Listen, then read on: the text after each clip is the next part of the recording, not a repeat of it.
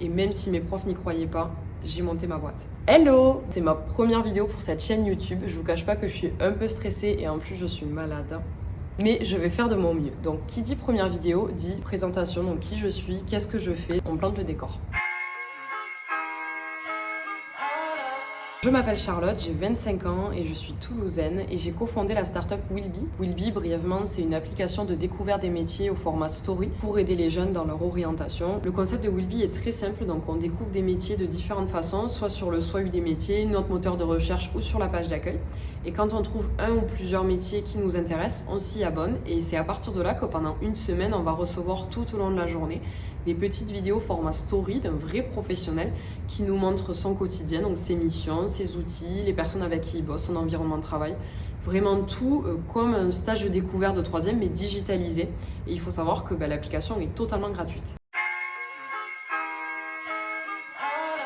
Sur cette chaîne, je vais vous partager plein d'informations pour décomplexer sur l'orientation professionnelle. Dans les prochaines vidéos, je serai accompagnée de plusieurs invités. Ça pourrait être des lycéens, des étudiants, des professeurs, des professionnels, des parents ou encore des entrepreneurs qui pourront vous partager leur parcours de vie. Petite précision, je ne ferai jamais de conseils. On est vraiment là pour avoir des retours d'expérience, des petits tips, des anecdotes et voilà.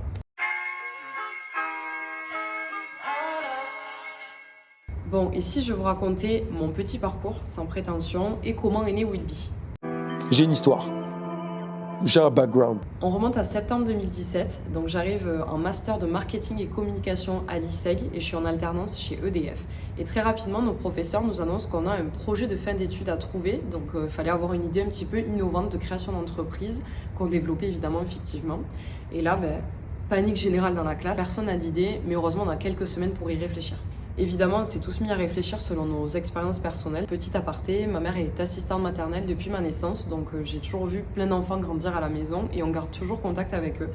Et j'ai aussi Marius, donc mon filleul avec qui je suis très proche, avec qui je parle beaucoup et notamment de son orientation professionnelle. J'ai remarqué que quand ils sont au collège ou au lycée, qu'on leur pose la question « tu veux faire quoi plus tard ?», là évidemment c'est un peu la panique dans leur regard et au niveau des parents c'est exactement pareil, j'en parle même pas. Donc j'ai remarqué que à ce niveau-là, sur le sujet de l'orientation, il y avait déjà beaucoup de travail à faire. Et un soir, j'étais avec un pote qui est dans l'animation 3D, donc vous savez, c'est les personnes qui font tous les films d'animation, les dessins animés, et il m'expliquait quels sont les outils qu'il utilise, les logiciels, les différentes étapes de création d'un film. Il est tellement passionné par ce qu'il fait qu'il en était passionnant, et je lui ai dit, mais en fait, c'est un mec comme toi qui devrait raconter son métier à mon filleul, par exemple, pour qu'il trouve ce qu'il veut faire plus tard et on découlerait en fait beaucoup plus facilement de ses études. Donc j'ai déjà quelque chose qui me travaille et en rentrant chez moi, donc je suis littéralement au volant de ma voiture et là j'ai le déclic de Willby, je me dis mais c'est ça en fait qu'il nous faut, c'est quelque chose de digital, genre une application sur laquelle on peut retrouver plein de professionnels et les suivre dans leur quotidien pour qu'on voit très concrètement en quoi consiste leur métier. Donc l'idée est là, j'ai pas encore tout le concept mais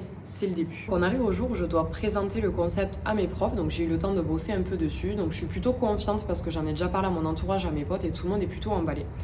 Mauvaise surprise, grosse incompréhension, mes profs n'ont pas l'air d'adhérer du tout au concept et genre ils me répondent des trucs du genre en gros tu veux faire un Wikipédia des métiers quoi, ou alors moi j'ai autre chose à faire que de me filmer dans mon quotidien pour aider les jeunes. Bref, une catastrophe. Je tiens tête parce que moi je crois en mon projet, j'ai vraiment envie de bosser dessus, donc ils me mettent pile la moyenne pour que ça passe. Et il s'avère qu'à ce moment-là, il y avait aussi un concours au niveau national de mon école qui s'appelle l'Open ISEG et ils étaient censés nous conseiller ou non de candidater. Donc je leur demande si je le fais ou pas. Et ils me répondent, écoute, tu as une autre avis, tu en fais ce que tu veux. Bonne ambiance. Donc je comprends qu'ils sont pas forcément pour que je candidate, mais moi j'y crois, j'ai vraiment envie de participer à ce concours-là et de défendre mon projet. Donc je dépose un dossier. Les mois passent et j'ai toujours pas de nouvelles du concours. Et un jour, il y a Laura de l'administration qui m'appelle et qui me dit « Oui Charlotte, est-ce que tu peux venir me voir s'il te plaît ?»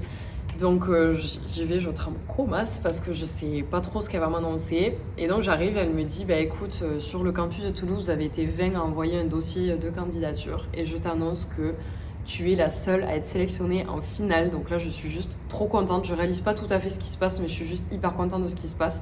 Donc ni une ni deux, à la fin de mes cours, je pars acheter une bouteille de champagne pour rentrer chez mes parents et leur annoncer la bonne nouvelle. Ma mère se met littéralement à pleurer en me disant « Je comprends rien à ce qui se passe, mais je suis trop contente pour toi. Fonce ma fille, c'est trop bien, etc. » Donc trop bien, j'étais full émotion, c'était vraiment très très chouette. Et mon directeur a été très cool parce qu'il m'a organisé un rendez-vous avec un professeur qui est développeur et une prof qui m'a aussi appris comment pitcher correctement mon projet pour être prête et à bloc pour la finale. Les semaines passent et on arrive à la fameuse finale, donc je pars à Paris avec Laura toujours qui m'accompagne, donc c'est plutôt chouette, ça me permet de pas trop stresser parce que je garde quand même en tête la première présentation que j'ai faite à mes profs qui s'était pas hyper bien passée, donc là je stresse un peu de passer devant un jury et d'autant plus qu'un pitch c'est pas si simple que ça, c'est pas aussi simple en fait qu'une présentation en classe, donc bon voilà, mais je suis préparée.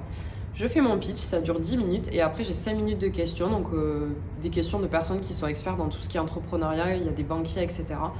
Je sors de là, j'ai l'impression que ça s'est plutôt bien passé, mais j'essaie de pas trop y penser pour pas me stresser plus que ça, en attendant la remise des prix. Quelques temps après, c'est la remise des prix, je suis juste dégoûtée parce que je peux pas y participer, enfin dégoûtée, en même temps pas trop parce qu'en soi je suis en vacances, on va pas se mentir, il y a eu un souci de date, et donc au moment de la remise des prix, moi je suis sur le retour, je suis à Marrakech, je suis à 15-20 minutes d'embarquer pour 3 heures de vol, et je stresse parce que je suis impatiente d'avoir la nouvelle, je veux absolument l'avoir avant d'embarquer. Et là, donc il y a Laura et mon directeur qui sont sur place, qui m'appellent, qui me font un FaceTime, et qui me disent « Alors Charlotte, est-ce que tu es prête ?» C'est maintenant. Et ils me montrent ce joli petit chèque. Si vous avez la réponse. C'est bon, c'est le résultat. On peut y aller maintenant. On peut y aller. C'est bon, c'est fini. Voilà, ça fait 4 heures qu'on est là. C'est bon, j'en ai marre. Donc j'étais trop contente parce que j'ai gagné le 3e prix, donc je suis arrivée 3e sur 140 candidats au niveau national, donc trop contente, un milliard d'émotions. Et surtout je me dis, j'ai bien fait de candidater, j'ai bien fait de croire en ce projet. C'est le début de quelque chose et surtout j'ai quand même gagné 5 000 € et 6 mois d'incubation. Comme je le disais, je suis aussi en alternance chez EDF et forcément je tiens au courant ma tutrice de tout ce qui est en train de se passer et elle me dit mais attends, nous aussi on a un concours pour les alternants créateurs d'entreprises qui se fait en partenariat avec plein d'autres grands groupes, donc Total, Thales, Air France, etc. Et je me dis ok, j'ai déjà un dossier de candidature donc autant le faire, donc je le tente. J'apprends que je suis sélectionnée encore une fois pour la prochaine étape de ce concours, donc je suis hyper contente et ça consistait en fait à avoir une semaine de formation à différentes facettes de l'entrepreneuriat pour avancer sur nos projets. Donc je contextualise un peu parce que c'était une super expérience. On était en fait 30 alternants, tous à peu près du même âge, à passer une semaine ensemble avec cette envie d'entreprendre. Donc la journée on était en formation et le soir, soit on faisait des soirées ensemble, soit on avançait sur nos projets.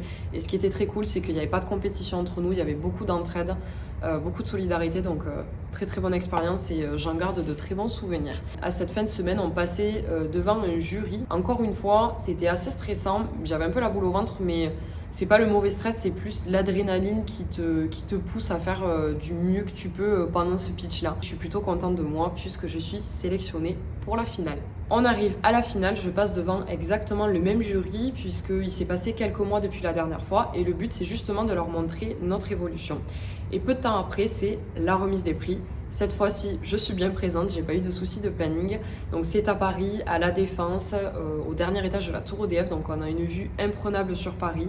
Ils ont invité beaucoup de beau monde, des journalistes. Il y a même le PDG d'EDF qui remet certains prix. Un très très bel événement. Et pour annoncer les gagnants de chaque prix, en fait, ils affichaient les interviews qu'on avait filmées pendant la finale au télé.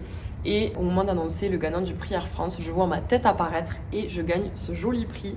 Donc je suis juste hyper contente encore une fois de cette reconnaissance. Et je rentre à Toulouse légèrement chargée. Autant vous dire qu'à la gare j'étais tout sauf discrète, j'avais les regards braqués sur moi mais c'était plutôt drôle. Et je suis surtout très fière de ramener la coupe à la maison. Voilà. Désolée, j'étais obligée de le dire. Donc après tout ça, après tous ces concours et ces prix gagnés, j'ai vraiment the déclic. Et même si mes profs n'y croyaient pas, j'ai monté ma boîte.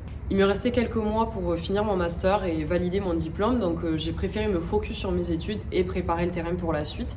Et j'ai fait d'ailleurs un point sur le projet et sur moi-même et je me suis dit que j'avais peut-être pas toutes les compétences nécessaires pour monter cette boîte aussi vite que je le voulais. Donc j'ai cherché à m'associer, j'ai réfléchi dans mon entourage et je voyais personne avec qui travailler sur cette idée. Donc j'ai tout simplement cherché sur Google comment trouver un associé et je suis tombée sur le site Businessful qui fait de la mise en relation entre des porteurs de projets et des personnes qui cherchent à s'investir. Et c'est là que j'ai trouvé Corentin. Salut à tous. Salut. Mais du coup, Corentin, je te laisse te présenter et expliquer un peu comment ça s'est passé au début. Ça marche. Moi, donc, je suis cofondateur avec Charlotte de Willby. À la base, je suis conseiller en développement d'entreprise. Donc, j'aide les entreprises, je les conseille à se développer. C'est vrai qu'à force d'aider les autres, ça donne envie de s'impliquer plus personnellement dans un projet. Et c'est pour ça que quand j'ai rencontré Charlotte avec son projet, je me suis dit, ok, là, j'ai envie de m'investir et d'aller à fond dans ce projet-là. Yes, donc du coup les premières fois où on s'est vu, on a beaucoup Ouais. échangé pour apprendre à se connaître, à savoir ce que chacun voulait, vers quoi il voulait aller. Et Donc... puis ensuite, on est passé vraiment à la phase d'étude de marché, hein. On a vraiment travaillé pour essayer de comprendre, voir si le projet avait réellement du potentiel. On est allé voir des potentiels clients, on est allé dans des réseaux, dans des événements, etc. Donc ça, c'était super important et ça a duré quelques mois. Ouais, ça a duré à peu près 6 mois, ce qui nous amène après à la fin de mon master, donc j'ai enfin pu travailler à temps plein dessus. Et surtout, on est arrivé à notre premier incubateur, donc Ouais. Ionis 361. Et donc, dans nos recherches, on est tombé assez rapidement sur un appel à projet donc, du ministère de l'Éducation et celui de l'enseignement supérieur, où en fait, ils cherchaient des entreprises ou autres qui voulaient développer de nouveaux outils pour l'orientation. Et donc, nous, on a répondu à cet appel à projet. Bon, je vous cache pas que quand on a vu le dossier à remplir, on s'est dit ça va être chaud. Ça va être chaud. Mais bon, on l'a tenté et on a bien fait parce qu'on a été rapidement sélectionné pour passer une audition à Paris avec tout un tas de gens, d'experts dans différents domaines. Petite pression, on cache On pas. était pas mal stressés, c'était une bonne expérience en soi, mais c'était hyper stressant. Ouais. Et on est sorti de là, on savait vraiment pas quoi en penser. Mais bon, c'était Mais fait. C'est ça. Et ensuite, il y a eu le confinement. Et on a eu un petit mail, un de ces jours comme ça, qui nous a annoncé qu'on faisait partie des lauréats de cet appel à projet. Et là, c'était fou, quoi. C'était folie. Donc ça nous a permis de vraiment d'avoir du financement, mais aussi du réseau, de commencer à bien se faire connaître, d'avoir de la visibilité et de vraiment lancer le développement de l'application. C'est bon, du coup, Mélina, je peux y aller? Oui. Ok. Bon, merci. Je vais bosser moi. Genre moi je bosse jamais. Septembre 2020, donc autre grande étape pour Wilby puisqu'on recrute 2 personnes avec nous, donc Dorine et Mélina qui s'occupent de tout ce qui est création de contenu sur l'appli et communication. Donc mine de rien c'est assez important pour nous puisqu'on a la nouvelle casquette de manager.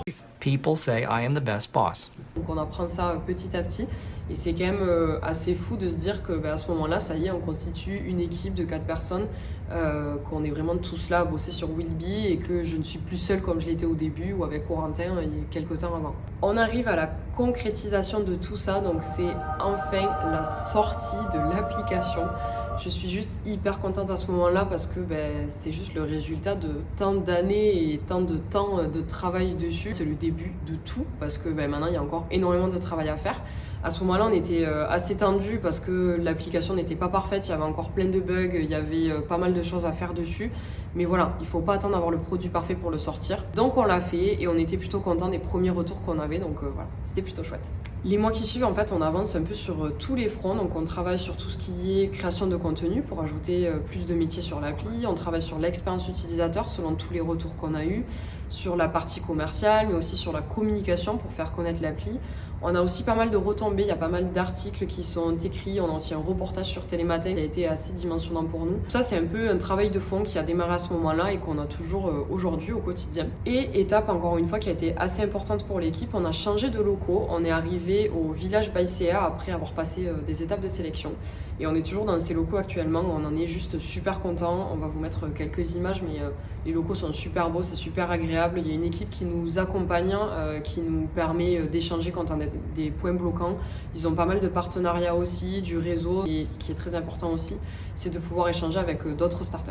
Aujourd'hui, l'équipe s'est agrandie. On est 6 personnes à travailler sur Wilby. On a ajouté un peu plus de 200 métiers sur l'application. D'ailleurs, il y a un peu plus de 60 000 personnes qui l'ont déjà utilisée, donc ça, c'est assez encourageant. On est très contents. On a aussi la région Occitanie à nos côtés maintenant et on a une trentaine de partenaires avec qui on travaille. Cette évolution, on en est plutôt content, mais c'est loin d'être terminé. On a encore beaucoup de choses à faire. Là, c'est un condensé de notre parcours et de notre évolution. On n'allait pas vous faire une vidéo de 2 heures, mais évidemment que c'est pas aussi simple qu'il n'y paraît. Il y a des réussites, mais il y a aussi beaucoup de galères, il y a pas mal d'émotions, c'est vraiment les montagnes russes en termes d'émotions, parfois il y a des frustrations, c'est pas toujours simple, mais c'est une aventure qui vaut le coup d'être vécue.